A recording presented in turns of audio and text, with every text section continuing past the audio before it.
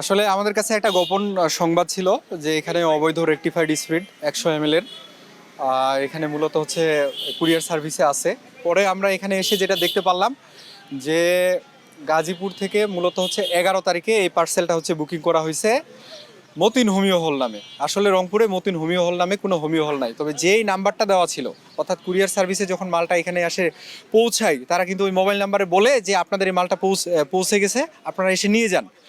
তো ওই মোবাইল নাম্বারটা পরবর্তীতে আমরা হচ্ছে তথ্য প্রযুক্তির সহযোগিতা নিয়ে দেখতে পারলাম যে ইতিপূর্বে যে বদরগঞ্জে মারা গেছে কয়েকজন গোপালপুর ইউনিয়নে, ওই যে জৈনুল আবেদিনকে যে গ্রেপ্তার করা হয়েছিল তার বাড়িতে সেম মাল 10 বোতল উদ্ধার করা হয়েছিল, এবং এই মোবাইল নাম্বারটা তার স্ত্রী ফরিদা আক্তার ওনার নামে হচ্ছে করা আর কি, এনআইডিতে আর কি।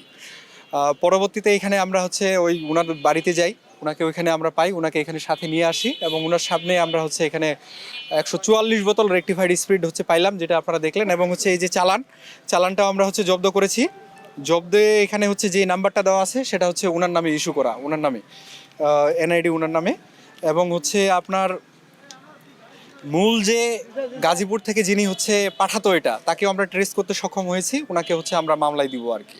এখন পর্যন্ত আমার কাছে যেটা বিষয়টা হলো এটা হচ্ছে এক প্রকার ক্লিয়ার। আপনারা দেখলেন যে আমি জৈনুলের বাড়ি থেকে আরও 9টি কার্টুন হচ্ছে খালি কার্টুন জব্দ করেছি, যেটা কিন্তু সবগুলো হচ্ছে কুরিয়ার সার্ভিসের মাধ্যমে আসা, কিন্তু অর্থাৎ সে হচ্ছে সরাসরি ওই ডিলারের মাধ্যমে, আমি নামটা এখন গোপন রাখতেছি, তাকে আমরা মামলায় নিয়ে আসবো। ওই ডিলারের মাধ্যমে সরাসরি হচ্ছে কুরিয়ার সার্ভিসের মাধ্যমে সে হচ্ছে মালগুলা নিয়ে আসতো।